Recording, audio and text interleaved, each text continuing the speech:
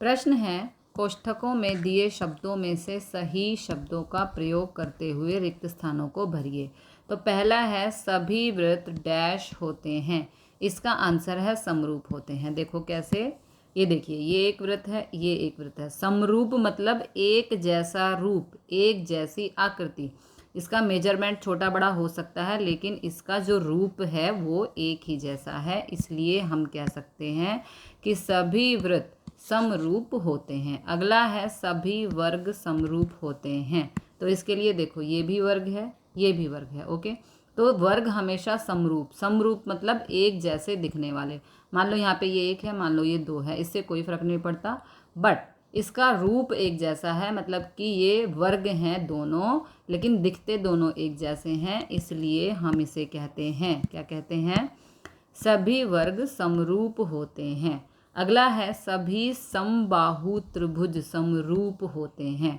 सभी समबाहु, अब समबाहु क्या होता है?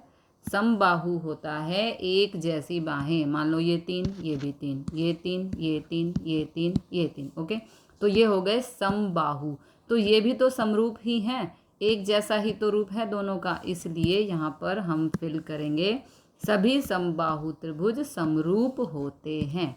अगला है, भुजाओं की समान संख्या वाले दो बहुभुज समरूप होते हैं यदि उनके संगत कोण। अब संगत कोण क्या होते हैं, पहले वो देखते हैं। ये दो त्रिभुज हैं, संगत कोण ये मतलब कि ये भी यहाँ, ये भी यहाँ। यदि ये होता तो ये समरूप होता, ये होता तो ये इसके समरूप होता। मान लो हम लिख देते हैं ए समरूप है बी के, क्योंकि ये भी 30 का एंगल है और ये भी 30 का एंगल है। तो इसको हम यहाँ पर लिख सकते हैं, भुजाओं की समान संख्या वाले दो बहुभुज समरूप होते हैं यदि उनके संगत कोण बराबर हों। क्या हो? बराबर। तो यहाँ पे हमने बराबर फिल कर दिया।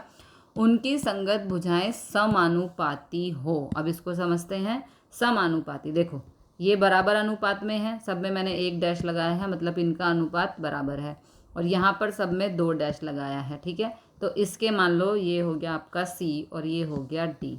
तो हम इसको लिख सकते हैं ए सी अपॉन बी डी। इसे हम कहते हैं समानुपात। तो ये समानुपात में है, इसलिए यहाँ पर हम लिखेंगे, यदि उनकी भुजाएं समानुपाती हों। भुजाओं की समान संख्या वाले दो बहुभुज समरूप होते हैं। कब?